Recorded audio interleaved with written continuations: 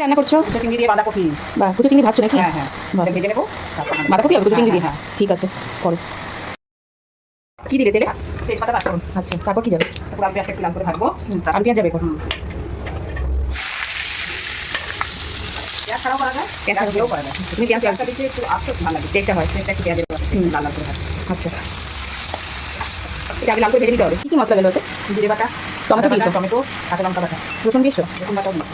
এবার এটাকে কি করবে? এটাকে একটু লাল করে ভাজবো, কষিয়ে নেবে একটু? কষিয়ে নেবো। তারপরে বাঁধাকপিটা দিয়ে চিংড়ি মশলা দিয়ে তারপর বাঁধাকপিটা দেবে আগে? নামিয়ে একটু মানে হ্যাঁ হ্যাঁ, একটু মাখো মাখো টাইপের হবে না জিনিসটা? বাহ, দেখে গন্ধে তো ভালো লাগছে, ভালো সেন্ট হচ্ছে তো। চিংড়ি মাছের গন্ধে ভালো হয়।